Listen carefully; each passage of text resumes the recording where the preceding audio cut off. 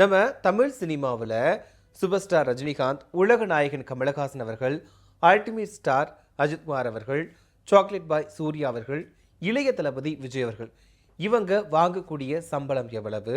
அது மட்டும் இல்லாமல் இவங்களுடைய ஆரம்ப காலகட்ட சினிமாவில் அவங்க எவ்வளோ கஷ்டங்களை அனுபவிச்சிருக்காங்க, ஆரம்பத்தில் வாங்கின சம்பளம் எவ்வளவு, இப்போ எவ்வளோ வாங்கிட்டு இருக்காங்க அப்படிங்கிறது முதற்கொண்டு நாம் இந்த பதிவில் விரிவாக பார்க்க போகிறோம். முதல்ல யாரை பற்றி பார்க்க போகிறோம் அப்படின்னு பார்த்தீங்கன்னா, சூப்பர் ஸ்டார் ரஜினிகாந்த் அவர்களுடைய பற்றி தான். இவர் மாதம் 275 ரூபாய் சம்பளமாக வாங்கிட்டு இருந்த கண்டக்டராக இருந்து இப்போ இந்தியாவை கொண்டாடக்கூடிய சூப்பர் ஸ்டார் ரஜினிகாந்த் அவர்களாக வளம் வந்துட்டு இருக்காரு. இவர் பெங்களூரில் பிறந்தார். இவருடைய உண்மையான பேர் சிவாஜி ராவ் கெக்வாட். இவருடைய ஆரம்ப காலத்தில் கஷ்டங்கள் நிறைய அனுபவிச்சிருக்காரு. ஸோ அதனால் குடும்ப சூழ்நிலையை புரிஞ்சு இவர் அப்போவே நிறைய வேலைகளை பார்த்துருக்காரு. ஸோ அந்த நேரத்தில் பார்த்தீங்க அப்படின்னா, இவர் ஸ்டார்டிங்கில் பஸ் கண்டக்டராக இருந்திருக்காரு. ஸோ அதுக்கு முன்னாடியும் நிறைய வேலைகள் பார்த்துருக்காரு. பஸ் கண்டக்டராக இருந்திருக்காரு. ஸோ அந்த சமயத்தில் மற்றவர்கள் இவர் டிஃப்ரெண்ட் பண்ணி காட்டுறது என்னதுன்னா, டிக்கெட் கொடுக்கக்கூடிய விதம், பயணிகள் கிட்ட பேசக்கூடிய விதம் ஒரு ஸ்டைலாக தனிப்பட்ட முறையில் இருந்திருக்கு. ஸோ இது கவனிச்சவருடைய நண்பர் ஓகே, நீ சினிமாவில் நடிக்கப்போ உனக்கு ஒரு ஃபியூச்சர் நல்லா இருக்கும் அப்படின்னு மாதிரி சொல்லியிருக்காரு. அதனால இவர் திரைப்பட கல்லூரியில் சேர்ந்திருக்காரு. ஸோ அங்கே தான் இயக்குனர் கே பாலச்சந்தர் அவர்கள் ரஜினிகாந்த் அவர்களை கவனிச்சிருக்காரு. கவனிச்சுட்டு ஓகே, நீ ஃபர்ஸ்ட் தமிழை கற்றுக்கோ அப்படின்னு மாதிரி சொல்லியிருக்காரு. ஸோ இதுக்கப்புறம் பார்த்தீங்கன்னா, இவருடைய லைஃப்பில் ஃபர்ஸ்ட் அறிமுகமான திரைப்படம் என்னன்னு பார்த்தீங்கன்னா, 1975ஆம் ஆண்டு வெளியான அபூர்வ ராகங்கள். இந்த திரைப்படத்தில் தான் ஒரு சின்ன கேரக்டரில் நடிச்சிருந்திருப்பார். ஸோ அதுக்கப்புறம் இவருக்கு ஸ்டார்டிங்கில் ஹீரோவால் இந்த அங்கீகாரம் கிடைக்கல. ஃபர்ஸ்ட் குணச்சித்திர கேரக்டர், அதுக்கப்புறமா சின்ன சின்ன கதாபாத்திரங்கள், வில்லன் கதாபாத்திரங்கள். ஸோ இதுதான் ரஜினிகாந்த் அவர்களுக்கு ஆரம்ப காலகட்ட சினிமா வாழ்க்கையாக இருந்துச்சு. ஸோ இவர் இவருடைய தனி ஸ்டைலு, தமிழ் உச்சரிப்பு, ஸோ இதன் மூலமாக ரசிகர்களை கவர் ஆரம்பித்தார். வில்லனாக இருந்த காலகட்டத்திலேயே நிறைய ரசிகர்களை உருவாக்கிக்கிட்டார். ஸோ அதுக்கப்புறமா கதாநாயகனாக ஜொலிக்க ஆரம்பித்தார். பில்லா, அதுக்கப்புறமா 3 முகம், மனிதன், இந்த மாதிரி எக்கச்சக்க படங்களில் ஹீரோவா ஜொலிச்சார். ஹீரோவா நடிச்சிட்டு இருக்கக்கூடிய காலகட்டங்கள்லையுமே வில்லனா அப்பப்போ ஒரு சில படங்கள் நடிச்சிருந்தார். இவர் கொஞ்ச நாளைக்கு அப்புறம் பார்த்தீங்க அப்படின்னா, ஒரு தமிழ் சினிமாவில் மறக்க முடியாத, நிராகரிக்கப்படவே முடியாத ஒரு முன்னணி ஸ்டாராக விளங்கிட்டு இருந்தார். ஸோ இன்னைக்கு வரைக்குமே தன்னோட நடிப்பாலையும் தன்னோட ஸ்டைலாலையும் இந்திய சினிமா, ஒட்டுமொத்த சினிமாவும் சேர்த்து கொண்டாடக்கூடிய ஒரு சூப்பர் ஸ்டாராக வளம் வந்துட்டு இருக்காரு. இவருடைய ஆரம்ப காலகட்டங்களில் படங்கள் நடிக்கிறதுக்கு 3500 ரூபாய் சம்பளமாக கொடுத்துருக்காங்க. அதுவும் கதாநாயகனை நடிக்கும் போது கூட 3500 ரூபாய் தான் சம்பளமாக கொடுத்துருக்காங்க. சில படங்களில் கம்மியான சம்பளமும் வாங்கியிருக்காரு. அதாவது தயாரிப்பாளர்களுக்கு கஷ்டம் கொடுக்கக்கூடாது, இயக்குநர்களுக்கு கஷ்டம் கொடுக்கக்கூடாது அப்படிங்கிறதுக்காக ஆரம்பத்தில் கொஞ்சம் கம்மியான சம்பளம் கூட வாங்கியிருக்காரு. ஸோ இப்படி படிப்படியாக உயர்ந்து தான் இன்னைக்கு இவருடைய சம்பளம் 250லிருந்து 280 கோடி ரூபாய் வரைக்குமே உயர்ந்திருக்கு. ஆரம்பத்தில் ஒரு பஸ் கண்டக்டராக மாதத்துக்கு 275 ரூபாய் தான் சம்பளமாக வாங்கிட்டு இருந்திருக்காரு சூப்பர் ஸ்டார் ரஜினிகாந்த் அவர்கள். அதுக்கப்புறமா படிப்படியாக உயர்ந்து இன்னைக்கு சினிமாவில் அசைக்க முடியாத தன்னோட தடத்தை பதிச்சு வச்சிருக்காரு. ஸோ 275 ரூபாயிலிருந்து இன்னைக்கு 275 கோடி ரூபாய்க்கு மேலே சம்பளம் வாங்கக்கூடிய ஒரு ஸ்டாராக இன்னைக்கு திகழ்ந்துட்டு இருக்காரு சூப்பர் ஸ்டார் ரஜினிகாந்த் அவர்கள். ஸோ இதுக்கப்புறம் யாரை பற்றி பேச போகிறோம்னு பார்த்தீங்கன்னா, நடிகர் கமலஹாசன் அவர்கள். இவர் சின்ன வயசுலேருந்து நிறைய படங்கள் நடிச்சிட்டு இருக்காரு. குழந்தை நட்சத்திரம் அறிமுகமாகி இப்போ வரைக்குமே பல்வேறு விதமான கதாபாத்திரங்களை சூஸ் பண்ணி நடிச்சிட்டு இருக்காரு. சொல்லப்போனோம் அப்படின்னா, உலக நாயகன் கமலஹாசன் அப்படின்ற அளவில் பேர் வாங்கியிருக்காரு. இவருடைய நடிப்பு அப்படிங்கிறது எந்த விதமான கேரக்டராக இருந்தாலும் அப்படி உள்வாங்கி நடிப்பார். ஸோ அவர் எந்த விதமான நமக்கு டவுட்டே வராது, ஓகே இவர் தான் அந்த கெட்டப்பில் இருக்காரா அப்படின்ற அளவுக்கு கூட நமக்கு தோணாது. அப்படி அந்த கதாபாத்திரத்திலே ஒன்றி போய் நடிக்கக்கூடிய ஒரு வல்லமை படைச்சவர் தான் கமலஹாசன் அவர்கள். இவர் 6 வயசுலேருந்து நடிச்சிட்டு இருக்காரு. அந்த 6 வயசில் இவருடைய முதல் சம்பளம் எவ்வளோன்னு கேட்டிங்கன்னா 500 ரூபாய் தான். சின்ன வயசுலேருந்து இவருக்கு சினிமா மேலே ஒரு தீராத காதல் இருந்திருக்கு. இவர் களத்தூர் கண்டமா திரைப்படம் மூலமாக தான் குழந்தை நட்சத்திரமாக அறிமுகமானார். ஸோ அந்த திரைப்படத்தில் நடிக்கிறதுக்கான இவர் சம்பளம் 500 ரூபாய் அப்போ கொடுத்துருக்காங்க இவருக்கு. ஸோ இந்த படத்திலே சிறந்த குழந்தை நட்சத்திரத்துக்கான விருதையுமே கமலஹாசன் அவர்கள் வாங்கியிருக்காரு. ஸோ இந்த படம் மட்டுமே இல்லை, ஸோ அடுத்தடுத்து இவர் நிறைய படங்களில் குழந்தை நட்சத்திரமாக நடிச்சிருக்காரு. குழந்தை நட்சத்திரமாக நடிச்சிருந்த இவர் கொஞ்சம் காலம் சினிமா விட்டு விலகி நடிப்பு, நடனம், தொழில்நுட்பம் இது எல்லாத்தையுமே கற்றுக்கிட்டாரு. இவர் கே பாலச்சந்தர் அவர்கள் இயக்கிய அபூர்வ ராகங்கள் திரைப்படம் மூலமாக தான் தமிழ் சினிமாவில் ஹீரோவாக அறிமுகமானார். ஸோ இதில் இன்னொரு கவனிக்க வேண்டிய விஷயம் நம்மளுடைய ரஜினிகாந்த் அவர்களுமே இந்த திரைப்படம் மூலமாக தான் தமிழ் சினிமாவில் அறிமுகமானாங்க. இதுக்கப்புறம் பார்த்தீங்க அப்படின்னா, நடிகர் கமலஹாசன் அவர்கள் ஒரு நடிகரை மட்டுமே இல்லாமல் திரைக்கதை, வசனம், அப்புறம் பாடகர், பாடலாசிரியர் அப்படின்னு பன்முகத்தன்மை கொண்டவராக இன்றைக்கு வரைக்கும் ஜொலிச்சுட்டு இருக்காரு. ஸோ இதுக்கப்புறம் நிறைய படங்கள் நடிச்சிருக்கார். 16 வயது நிலை அப்படின்னு சொல்லிட்டு நிறைய ஒரு அசைக்க முடியாத, மறக்க முடியாத நிறைய படங்கள் அவர் வந்து நடிச்சிருக்காரு. 16 வயது நிலை, சிறப்பு ரோஜாக்கள், மூன்றாம் பிறை, நாயகன், அபூர்வ சகோதரர்கள், இந்தியன், தசாவதாரம், விக்ரம் மாதிரியான படங்கள் எல்லாமே அவருடைய திறமையை உலகம் முழுவதுமே கொண்டு வந்துச்சு படங்கள் அப்படின்னு கூட சொல்லலாம். கமலஹாசன் அவர்கள் வந்து எந்த விதமான கிட்ட போடுறதுக்குமே தயங்க மாட்டாரு. ஸோ நாயகன் படத்தெல்லாம் இன்னைக்குமே பார்த்தீங்க அப்படின்னா அவருடைய அந்த ஒரு நடிப்பு அப்படிங்கிறது எல்லாரோடையும் பாராட்டப்படக்கூடிய ஒரு படமாக இருந்துகிட்டு இருக்குது. இதில் வந்து இந்த எந்த விதமான கெட்டப், அதாவது உயரம் குள்ளமாக இருக்கட்டும், உயரம் நெடுவையாக இருக்கட்டும், ஸோ எந்த மாதிரியான கெட்டப் கொடுத்தாலும் அசாத்தியமாக வந்து அதில் விரட்டிடுவார். இவர் வந்து ஸ்டார்டிங்கில் வந்து பார்த்தீங்க அப்படின்னா 500 ரூபாய்க்கு தான் சம்பளத்தில் வந்து நடிக்க வந்தார்.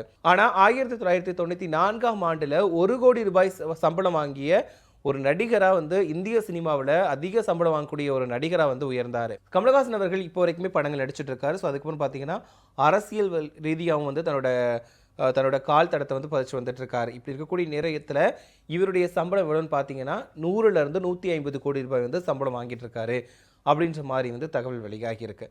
இதுக்கப்புறம் பார்த்தீங்க அப்படின்னா நம்மளுடைய அல்டிமேட் ஸ்டார் அஜித்குமார் அவர்கள், இவர் வந்து நிறையவே சொல்லிக்கிட்டே போகலாம். அஜித்குமார் அவர்களை பற்றி பேசணும் அப்படின்னா நிறையவே பேசிக்கிட்டே போகலாம். மெக்கானிக் வேலை செஞ்ச அஜித்குமார் அவர்கள் இன்னைக்கு ஒரு தமிழ் சினிமாவில் அசைக்கவே முடியாத ஒரு நடிகராக வளம் வந்துட்டு இருக்காரு, மாஸ் நடிகராக வளம் வந்துட்டு இருக்காரு. இவர் வந்து ஆரம்பத்தில் வந்து பள்ளி படிப்பு பாதியில் நிறுத்திட்டாரு. ஸோ அதுக்கு வந்து இவருக்கு வந்து கார் ரேஸ், பைக் ரேஸ் மேலே வந்து ரொம்பவே ஈர்ப்பு அதிகமாக இருந்திருக்கு. ஸோ அந்த சமயத்தில் மெக்கானிக்காக வேலை பார்த்துருக்காரு. அதுக்கப்புறமா வந்து விற்பனையாளராகவும் வந்து வேலை பார்த்துருந்துருக்காரு. இவர் வந்து மாடலிங் மூலமாக தான் சினிமாவுக்குள்ள வந்து அறிமுகமானார். இவர் வந்து ஒரு விளம்பரத்தில் நடித்தது மூலமாக சினிமா வாய்ப்பு வந்து இவருக்கு வந்திருக்கு. ஸோ அதுக்கப்புறமா வந்து படிப்படியாக படங்கள் நடித்து ஆரம்பத்தில் நிறைய சறுக்குகளை சந்தித்தாலுமே அதுக்கப்புறமா தன்னோட திறமையால் ஒரு முன்னணி நடிகராக இன்றைக்கி வந்து ஜொலிச்சிட்ருக்காரு. ஸோ நிறைய வெற்றி படங்கள் கொடுத்துருக்காரு. ஒரு சாக்லேட் பாயாகவும் நடிச்சிருக்காரு, லவபுள் பாயாகவும் நடிச்சிருக்காரு. இப்போ மேக்ஷன் வந்து கலக்கிட்டு இருக்காரு. ஒரு மாஸ் ஹீரோவாக வந்து இப்போ வந்து ஜொலிச்சிட்ருக்காரு. குறிப்பாக அவருடைய ஸ்பெஷல் என்னென்னா, நான் இந்த கெட்டப்பில் தான் இருப்பேன், என்னோட ஏஜ் இப்படி தான் இருக்குது அப்படின்னா நான் அதே கெட்டப்பில் நடித்து ஒரு ஹீரோவாக என்னால் வந்து கெத்து காட்ட முடியும் அப்படிங்கிறது வந்து நிரூபிச்சிட்ருக்காரு. அந்த மாதிரி என்னென்னா தன்னோட ஹேர் வந்து தன்னோட முடி வந்து நிறைச்சிருந்தா கூட ஸோ நான் அதே கெட்டப்பில் நடிப்பேன், அதை வந்து ரசிகர்கள் ஏற்றுப்பாங்க அப்படின்ற மனநிலையில் நடிக்கக்கூடிய ஒரு நபராக தான் இருந்துட்டு இருக்காரு. எந்த விதத்துலையும் ரசிகர்களை வந்து பயன்படுத்திக்க மாட்டார். இப்போ வந்து இவருடைய நடிப்பில் கடைசியாக வந்து குட் பேட் அக்லி திரைப்படம் வந்து வெளியாகி இருந்துச்சு. இப்போ மறுபடியும் பார்த்தீங்கன்னா கார் ரேஸில் ரொம்ப பிஸியாக இருக்கார். ஸோ AK-64 படம் எப்போ வெளியாகும் அப்படிங்கிறத தெரிஞ்சுக்கிறதுக்கு தான் ரசிகர்கள் ரொம்பவே ஆவலாக இருக்காங்க. ஸோ அஜித்குமார் அவர்களை பிக் ஸ்க்ரீனில் பார்த்து ரசிக்கிறதுக்கு அவருடைய ரசிகர்கள் எல்லாருமே தயாராகிட்டாங்க. வரக்கூடிய நாட்களில் வந்து AK-64 படத்தோட அப்டேட் வந்து வெளியாகும் அப்படின்ற மாதிரி சொல்லியிருக்காங்க. ஆரம்ப காலகட்டத்திலேருந்து இவருடைய சினிமா வாழ்க்கை அப்படிங்கிறது கொஞ்சம் சறுக்கல்களை சந்திச்சாலுமே அடுத்தடுத்து வந்து நிறைய வெற்றி படங்களை கொடுத்தாரு. பாசமலர்கள் திரைப்படத்தில் வந்து நடிகர் அஜித்குமார் அவர்கள் ஃபர்ஸ்ட் ஒரு சின்ன கேரக்டர் நடிச்சிருக்காரு. ஸோ அந்த திரைப்படத்தில் நடிக்கிறதுக்காக இவருக்கு வந்து 2500 ரூபாய் வந்து சம்பளமாக கொடுத்திருந்திருக்காங்க. இவர் வந்து 1993 வெளியான அமராவதி திரைப்படம் மூலமாக தான் தமிழ் சினிமாவில் ஹீரோவாக அறிமுகமானார். அப்புறம் பார்த்தீங்க அப்படின்னா இவருடைய வாழ்க்கையில் வந்து நிறைய கஷ்டங்கள் அனுபவிச்சிருக்காரு. அதாவது கார் ரேஸ், பைக் ரேஸ் போகும்போது நிறைய அடிபட்டு நிறைய சிகிச்சைகள் வந்து பண்ணியிருக்காரு. இவர் வந்து 1995 வெளியான ஆசை திரைப்படத்தின் மூலமாக தான் அஜித்குமார் அவர்கள் வந்து நிறைய பேருக்கு வந்து தெரிஞ்ச ஒரு ஹீரோவை மாற்றிடுச்சு, எல்லாருடைய ஃபேவரட் ஒரு ஹீரோவை மாறினார். ஸோ அடுத்தடுத்து நிறைய படங்கள் கொடுத்துருந்தாரு. அமர்க்களமாக இருக்கட்டும், அதுக்கப்புறமா தீனா, இந்த மாதிரி படங்கள் எல்லாமே இவருடைய ஒரு மாஸ் ஹீரோ அப்படின்ற லெவலுக்கு வந்து கொண்டு போச்சு. இப்போ வரைக்குமே ஒரு மாஸ் ஹீரோவோ சொல்லிச்சிட்டு இருக்காரு. ஸ்டார்டிங்லேயே இவருடைய சம்பளம் வந்து 2500 ரூபாயாக இருந்திருக்கு சினிமாவில்.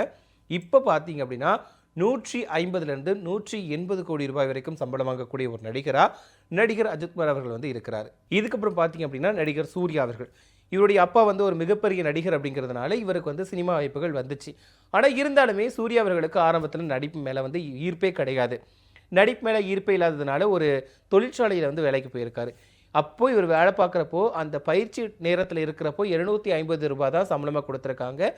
அதுக்கப்புறமா வேலையில் ஜாயின் பண்ணதுக்கப்புறமா 1200 ரூபாய் தான் சம்பளமாக கொடுத்துருக்காங்க. ஸோ அந்த சம்பளத்தில் தான் தன்னோட அம்மாவுக்கு வந்து புடவை வாங்கி கொடுத்துருந்துருக்காரு நம்மளுடைய சூர்யா அவர்கள். ஸோ ஒரு கட்டத்துக்கு மேலே குடும்ப பொருளாதார சூழ்நிலை காரணமாக இவர் வந்து நடிக்கிறதுக்கு வந்து தள்ளப்படுறாரு. ஸோ நேருக்கு நேர் திரைப்படம் தான் சூர்யா அவர்களுடைய முதல் திரைப்படம். ஸோ ஆரம்பத்தில் வந்து நடிப்பு மேலே தயக்கம் இருந்தாலும் நடிப்பு அந்த அளவுக்கு வரலைனா கூட ஒவ்வொரு படத்துலையுமே தன்னை வந்து மெருகேற்றிக்கிட்டாரு. ஆனால் நந்தா திரைப்படம் மூலமாக தான் எல்லாருடைய மனசுலையுமே போய் சேர்ந்த ஒரு நடிகராக வந்து சூர்யா அவர்கள் மாறினார். சூர்யா அவர்கள் வந்து ஒரு ஹோம்லி லுக்கில் ஒரு சைலண்ட் பாய், ஒரு லவ்வபுள் பாய், சாக்லேட் பாய், இந்த மாதிரி தான் எல்லாருக்கும் பரிச்சயமான ஒரு நபராக இருந்தார். ஸோ அதுக்கப்புறமா காக்க, பிதாமகன் அப்படின்னு சொல்லிட்டு எக்கச்சக்க படங்கள் நடிச்சு இன்னைக்கு ஒரு அசைக்க முடியாத ஒரு ஹீரோவாக ஜொலிச்சிட்டு இருக்காரு. கஜினி, வாரணம் ஆயிரம், ஐயன், சிங்கம், 24, சூரடை போற்று, ஜெய்பீம் போன்ற படங்கள் வந்து அவரை வந்து தமிழ் சினிமாவில் ஒரு சிறந்த நடிகர்களில் ஒருத்தரை வந்து மாத்திச்சுன்னு கூட சொல்லலாம். திரைப்படங்களுக்கு அப்பாற்பட்டு 2006 வந்து இவர் வந்து அகரம் அப்படின்ற அறக்கட்டளையை தொடங்கினாரு. அதன் மூலமா ஆயிரக்கணக்கான ஏழை எளிய மக்களுக்கு, மாணவர்களுக்கு வந்து இன்னைக்கு வரைக்குமே சூர்யா அவர்கள் வந்து உதவிக்கிட்டு வந்துட்டு இருக்காரு. ஸோ இப்போ அவருடைய நடிப்பில் வந்து கருப்பு திரைப்படம் வந்து வெளியாச்சு. ஸோ இந்த படம் வந்து அவருடைய சினிமா வாழ்க்கையில் அதிக வசூல் செஞ்ச படமாக வந்து மாறி இருக்கு. அது மட்டும் இல்லாமல் சூர்யா அவர்களுக்குமே மிகப்பெரிய ஒரு பெரிய அளவில் பேர் வாங்கி கொடுத்த திரைப்படமாக கருப்பு திரைப்படம் இருந்திருக்கு. இவர் வந்து இப்போ இந்த சமயத்தில் வந்து 50லேருந்து 80 கோடி ரூபாய் வரைக்குமே சம்பளம் வாங்குறாரு அப்படின்ற தகவல் வந்து வெளியாகி இருக்கு. ஸோ அது மட்டும் இல்லாமல் இவருடைய ஆரம்பத்தில் 1200 ரூபாய் தான் சம்பளமாக வாங்கியிருக்காரு. இப்போ வந்து 80 கோடி ரூபாய் வந்து சம்பளம் வாங்கக்கூடிய ஒரு ஸ்டார் நடிகராக வந்து வலம் வந்துட்டு இருக்காரு. ஸோ இதுக்கப்புறமா ஃபைனலாக யாரை பற்றி பேச போகிறோம்னு பார்த்தீங்கன்னா, முதலமைச்சரும் நடிகரும் தமிழக வெற்றி கழக தலைவருமான விஜய் அவர்கள் பற்றி தான் பேச போகிறோம். ஸோ இவருடைய சினிமா வாழ்க்கையுமே ஆரம்பத்தில் அவர் நினச்ச மாதிரிலாம் கிடையாது. தன்னோட அப்பா மூலமாக தான் சினிமாவுக்கு வந்து அறிமுகமானார். இவருமே அப்பா இயக்கங்களில் குழந்தை நட்சத்திரமாக அறிமுகமாகியிருக்காரு. ஸோ அதுக்கப்புறமா நாளைக்கு தீர்ப்பு திரைப்படம் தான் விஜய் அவருடைய முதல் திரைப்படம். அந்த திரைப்படத்தில் தான் ஹீரோவாக அறிமுகமாகியிருந்தார். அந்த படத்தில் நடித்தப்போ வந்து அவரை யாருமே ஏற்றுக்கலை. ஸோ அதுக்கப்புறமும் நிறைய படங்கள் நடித்தார், கை கொடுக்கல. ஸோ எப்படியாச்சும் தன்னோட பையனை வந்து முன்னிலை நிறுத்தணும் அப்படிங்கிறதுக்காக எஸ்சிசி அவர்கள் வந்து நிறைய ஹெல்ப் பண்ணார். அதோட ஒரு பகுதியாக தான் செந்தூரபாண்டி திரைப்படம் வந்து அவருக்கு அமைஞ்சது. கேப்டன் விஜயகாந்த் அவருடைய படத்தில் நடிச்சிருந்தார். பட் இருந்தாலும் இந்த கேப்டன் கூட நடித்த படம் வந்து ஓரளவு பேசப்பட்டாலும் ஒரு முன்னணி நடிகராக இவருக்கான அந்தஸ்தை கொடுக்கல. இவருக்கு வந்து பூவை உனக்காக திரைப்படம் தான் ஒரு பெரிய அளவில் பேர் வாங்கி கொடுத்துருந்துச்சு. ஏன்னா ஒரு குடும்ப ரசிகர்கள் வந்து உருவாக்கி இருந்துச்சு. ஸோ அதுக்கப்புறமா நிறைய படங்கள் இவருக்கு வந்து ஒரு வெற்றி படங்கள் அமைஞ்சிருந்தது. அதுக்கப்புறம் பார்த்தீங்கன்னா லவ் டுடே, காதலுக்கு மரியாதை, அந்த மாதிரி படங்கள் எல்லாமே இவருக்கு வந்து பெரிய அளவில் பேர் வாங்கி கொடுத்து ஆரம்பிச்சது. ஓகே, ஒரு சாக்லேட் பாயா எல்லாரோட மனசுலேயே வந்து இடம் பிடிச்சிருந்தாரு.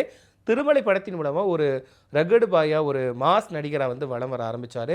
ஸோ எனக்கு வந்து சினிமாவில் வந்து எனக்கு லவ் மட்டும் இல்லை, எனக்கு ஆக்ஷனும் தெரியும் அப்படிங்கிறது நிலைநிறுத்தினார். சென்டிமெண்ட், காமெடி எல்லாம் கலந்து கில்லி படம் வந்து இவருக்கு வந்து ஒர்க் அவுட் பண்ணி கொடுத்துருந்துச்சு. ஸோ வெற்றி படங்கள் நிறைய நடிச்சிருந்தார். நிறைய சர்க்கிள்களை சந்தித்தாலுமே அடுத்தடுத்து விடாமுயற்சினால் எழுந்து ஓடி ஒரு முன்னணி நடிகராக இன்றைக்கு வரைக்குமே ஜொலிச்சுட்டு இருக்காரு. இவர் வந்து 69 படங்கள் நடிச்சிருக்காரு. இவருடைய ஆரம்ப காலகட்டத்தில் பார்த்தீங்க அப்படின்னா, அவங்களுடைய அப்பா இயக்கியத்தில் நடிக்கும் போதே வந்து அவருக்கு சம்பளம்லாம் அதிகமாக கொடுக்கறது கிடையாது. ரொம்பவே கம்மியாக தான் கொடுத்துருக்காங்க. கஷ்டத்தை சொல்லி தான் வந்து வளர்த்துருக்காங்க. இவர் வந்து வெற்றி திரைப்படத்தின் மூலமாக தான் ஃபஸ்ட்டு குழந்தை நட்சத்திரமாக அறிமுகமானார். அந்த படத்தில் அவர் நடிக்கிறதுக்காக வெறும் 500 ரூபாய் தான் சம்பளமாக கொடுத்துருக்காங்க. ஆனால் இன்னைக்கு இவருக்கு வந்து 250 கோடி ரூபாயிலிருந்து 275 கோடி ரூபாய் வரைக்குமே சம்பளமாக வாங்குறாரு. ஸோ கடைசி ஜனநாயகன் படத்துக்கு வந்து இவர் 275 கோடி ரூபாய் சம்பளமாக வாங்கியிருக்காரு அப்படின்ற மாதிரி வந்து தகவல் வெளியாகியிருக்கு. ஸோ என்னென்னா ரொம்ப ஆரம்ப காலகட்டத்தில் நிறைய சர்க்கிள்களை சந்திச்சா கூட விடாமுயற்சியால் எழுந்து ஓடி இன்றைக்கி வந்து ஒரு மிகப்பெரிய ஒரு நட்சத்திரமாக வந்து உருவெடுத்திருக்காரு. பட் இன்றைக்கி வந்து சினிமா விட்டு விலகி அரசியல் கட்சி தொடங்கி முதலமைச்சராக பொறுப்பை வச்சுட்டு வந்துட்டுருக்காரு. இவர் வந்து ஆரம்ப காலகட்டத்தில் 500 ரூபாய் சம்பளம் வாங்கியிருக்காரு. இப்போ வந்து 275 கோடி ரூபாய் வந்து சம்பளம் வாங்கக்கூடிய ஒரு ஸ்டார் நடிகராக வலம் வந்துட்டுருக்காரு. ஸோ இப்படி தான் எல்லாருடைய சினிமா வாழ்க்கையிலும் ஸ்டார்டிங்கில் வந்து ரொம்பவே கஷ்டப்பட்டு படிப்படியாக முன்னேறி சர்க்கிள்கள் வந்தாலும் விடாமல் எந்திரிச்சு ட்ரை பண்ணி இன்றைக்கி வந்து அதிகமாக கோடிக்கணக்கில் 100 கோடி கணக்கில் வந்து சம்பளம் வாங்கக்கூடிய ஸ்டார் நடிகர்களாக வந்து இவங்கெல்லாம் வளம் வந்துட்டு இருக்காங்க. ஸோ இந்த 5 பேரில் உங்களுக்கு ரொம்பவே பிடிச்சது யார் அப்படிங்கிறதையும், இவங்க 5 பேர் நடித்த படங்களில் உங்களுக்கு எந்த திரைப்படம் வந்து பிடிக்கும், அதாவது தனித்தனியாக அவங்க நடித்த படங்களில் எந்த திரைப்படம் உங்களுக்கு ரொம்பவே பிடிச்ச திரைப்படம் அப்படிங்கிறதையும் மறக்காமல் கமெண்ட்டில் சொல்லுங்கள்.